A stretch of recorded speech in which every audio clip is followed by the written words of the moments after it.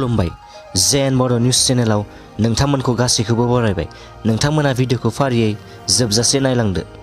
मोनसे गोनांथार खौरां, हादरनि गेजेराव बयनिख्रुइबो गिदिरसिन किडनि डायलिसिस सेन्टारा दिल्लीयाव बेखेवजाबाय आरो बे डायलिसिस सेन्टाराव मैयानिफ्राय डायलिसिस खालामनाया जागायजेनबाय। बे डायलिसिस सेन्टाराव सुबुंथिनि गुबै आखुखौ नुनो मोन्दों। बे सेन्टाराव वर्ल्ड क्लास फेसिलिटिसफोर दं आरो बे फेसिलिटिसफोरखौ बेसेन नाङाजासे नोंथाङाबो मोनफुंनो हागोन। सरासनस्रायै किडनिनि डायलिसिस खालामनायाव खेबसेयावनो 7 निफ्राय 8,000 रां थाङो, नाथाय डायलिसिस खालामनो थाखाय बे सेन्टाराव थाइसेबो रां लानाय जानाय नङा। थानाय जानायजों लोगोसे फाहामथाय होनाय आरो मुलिखौबो बेसेन नाङाजासे मोनफुंनो हागोन।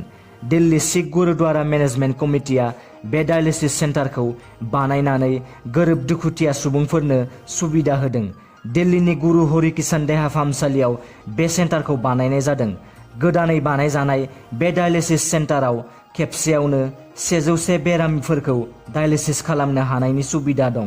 24 घन्टायाव बे सेन्टाराव खेबसेयावनो 500 सुबुंफोरखौ डायलिसिस खालामनो हागोन। बे डायलिसिस सेन्टाराव रावनिफ्रायबो गुबुन गुबुन कार्ड, रां रुफा लानाय जानाय नङा, जायनि थाखाय बे सेन्टाराव रां लाग्रा काउन्टारबो बानायनाय जायाखै। बाक्सा जिल्लानि सुरेंबारियाव हाग्रानि मैदेरनि उदखार। हायुङारि मानास हाग्रामानिफ्राय ओंखारबोनाय हाग्रानि मैदेर फालोआ बाक्सानि सुरेंबारियाव उदखार खालामदों। फोरमायनाय बायदिब्ला मोनाबिलि समाव हाग्रानि मैदेर फालोआ हाबफैनाय लोगो लोगो गामियाव गिखांनायजों दावराव दावसि थासारिया सोमजियो। जाहोनाव गामियारि सुबुंफोरा गिखांनानै जिउनि रैखाथिजों एटम बमा गावनानै मैदेर फालोखौ होस्रांहरनो नाजादोंमोनब्लाबो नाथाय फेलें जायो। बबेखानि हाग्रानि मैदेर फालोआ गामियारि सुबुंफोरनि सायाव बांसिनसो उदखार खालामो। बेबायदि दुंहाव थासारिनि समाव मैदेरनि गाग्लोबनायजों मासे मोसौ फिसाया जिउ गोमायो, लोगोसेनो सुबुंनि थाग्रा न'-बांफोरखौ थेर बेथेर खालामो। बेनि अनगायैबो मैदेर फालोआ सुबुंफोरनि आबादथिलियाव हाबनानै गोबां बिगा मैगंनि आबादथिलिखौ खहा खालामो। बे जाथायनि सायाव हायुङारि मानास हाग्रामानि काहितामा हाग्रा ओनसोलनि मावख'आव खौरां हरनाय जादोंब्लाबो जेबो फिननाय मोनैनि अजद दैखांदों गामियारिफोरा। लोगोसेनो हाग्रानि मैदेरखौ होबथानो हायाब्ला हाग्रा बिफाननि मन्थ्रिया बिबान नागारनो गामियारिफोरा दाबि खालामबावदों।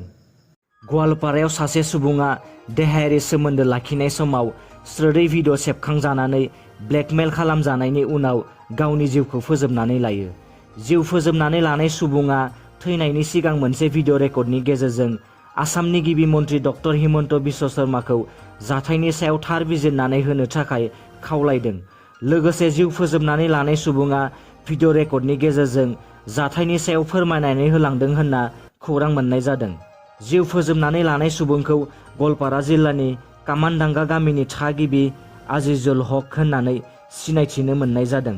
सुलुंनिफ्राय मिथिनाय बायदिब्ला देहायारि सोमोन्दो लाखिनाय समाव स्रोदै सेबखांनाय भिडिअखौ लानानै गोबाव समनिफ्रायनो नालांगा गाव पन्चायतनि बारग' आफादगिरि आरो गवालपारा ओनसोलनि काउन्सिलर सानै बिसि आरो फिसाया आजिजुल हकखौ ब्लेकमेल खालामबोगासिनो दंमोन होननानै खौरां मोननाय जादों।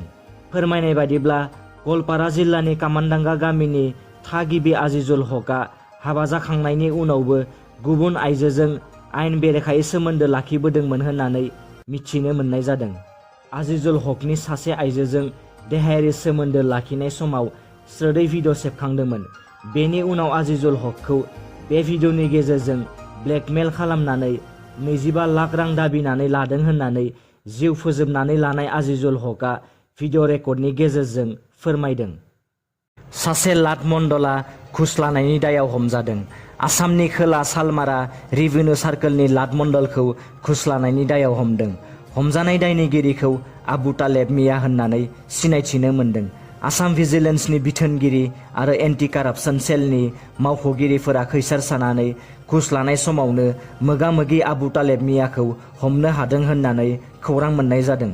सुलुंनिफ्राय मिथिनाय बायदिब्ला लाट मण्डलआ हानि नाम सोलायनाय खामानियाव 13,000 नोगोद रां घुस लादोंमोन। बे समावनो भिजिलेन्सनि बिथोनगिरि आरो एन्टि कारापसन सेलनि मावख'गिरिफोरा बिखौ हमनो मोन्दों होनना खौरां मोन्दों। मख'नो गोनांदि लाट मण्डलनि हमजानाय खौरांखौ आसाम भिजिलेन्स आरो एन्टि कारापसन सेलनि एडिजिपि सुरेन्द्र कुमारा मोनसे टुइटनि गेजेरजों फोसावनानै होदों।